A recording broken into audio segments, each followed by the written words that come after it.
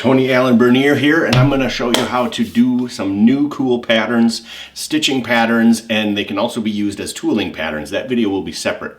So I'm going to show you how to link all these different parts together. There's corner pieces, straight, curved, you name it, and you can build any type of pattern you want and stitch it out and make all kinds of cool decorative looking stuff.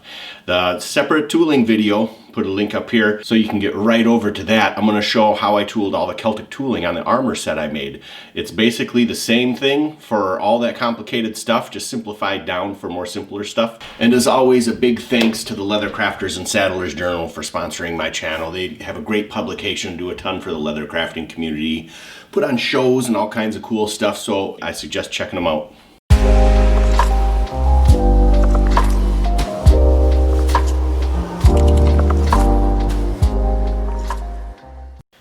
So I have a bunch of the pattern parts cut out.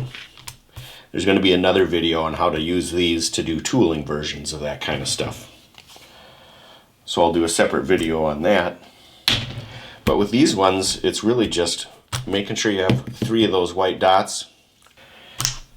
So you can grab any one of these, and the 2 that are vertical, I'll usually cut them in half or just leave a tiny bit of that left. So you can lay that down on the pattern part underneath it and line those dots up. You can put these end caps on any of these parts. You have center pieces, corner pieces, 2 different types of patterns.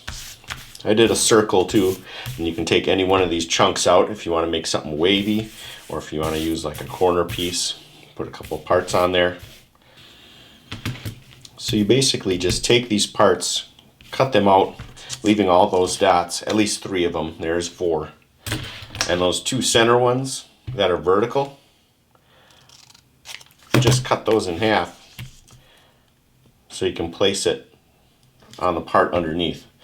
That's kind of a rounded piece. If you put a few of them together, it starts to make a circle.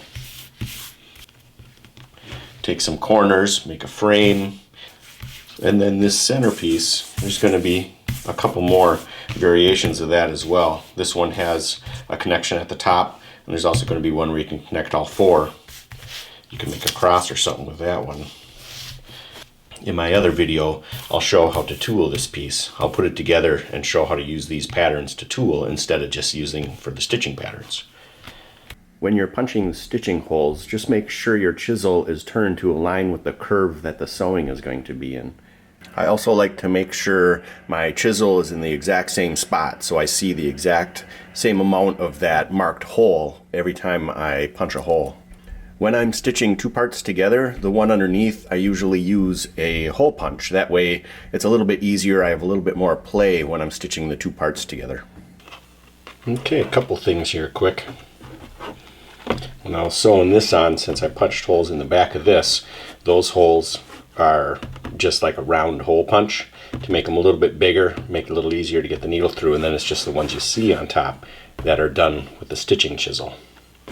But I wanted to point out, while I'm sewing this decorative stuff here, instead of just going back and forth and doing it all in one swipe, I continue on this line and just go underneath so that it pulls in that same direction. It makes it look a little bit better. It has that flow to it. And I'll show you here when I get to here how I do that. I'm not pulling real tight either, just enough to get it snug. You'll see sometimes it sticks, so I'll spin the needle just a little and maybe it'll hit different, see, and then just pop through. Instead of trying to force it, sometimes that's just enough to get it to pop through.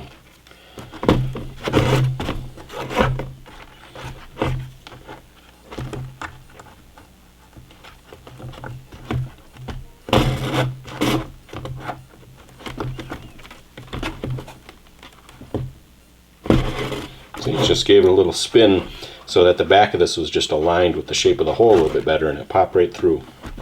One thing I never do is grab these with pliers, because then you're just chewing them up.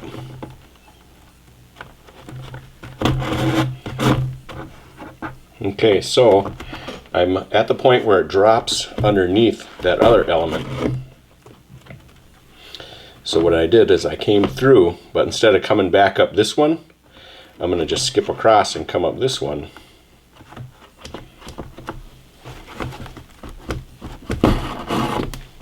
And then this one will drop through there, and then I'll just continue on.